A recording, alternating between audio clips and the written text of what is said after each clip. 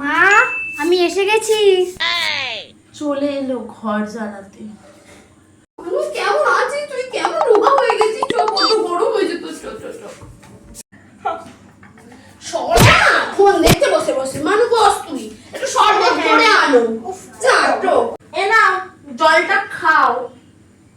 এটা জল এইটুখানিতে বাড়িতে কি বৌমা আর জল ছিল নি?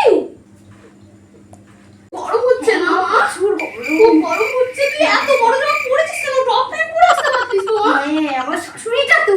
ও ওরকমই। মা, তোমার কি একটা ঘুমটাও জোটে? লাজ লজ্জায় কি মাথা খেয়ে বসে আছো নাকি?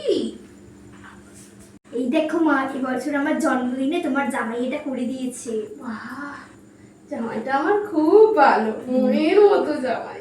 দেখো বোন, তোমার দাদাই তো আমাকে এবারে অ্যানিভার্সারিতে গিফট করেছে। দেখো দেখো কি সুন্দর হয়েছে না? সুন্দর হয়েছে তো। তোর পছন্দ হয়েছে মা? তোর পছন্দ হয়েছে তো মুখ ফুটে বল না বৌদিকে। তোর দাদার পয়সাতেই তো করা সব। তোকে দেবে দেবে রে বৌমা।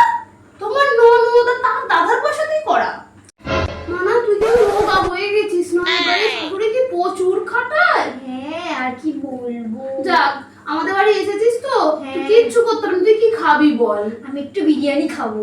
আর মটন কষা হয়? হ্যাঁ হ্যাঁ হ্যাঁ। ঠিক আছে। বৌমা, ও বৌমা, আজকে বিরিয়ানি আর মটন কষা করো, তোমার বোন খেতে চেয়েছে। আর তোমার শ্বশুর তো জানোই যে ভাত খায়, বিরিয়ানি খেতে পারে না। আর আমার জন্য নিরামিষ, সবকিছু ধোয়া মোছার পরে আমার জন্য নিরামিষ কিছু একটা বানিয়ে দিও। আমার জামাইটা কিন্তু খুব ভালো হয়েছে, একদম রাজপুত্র, মেয়ে যা বলে তাই শোনে।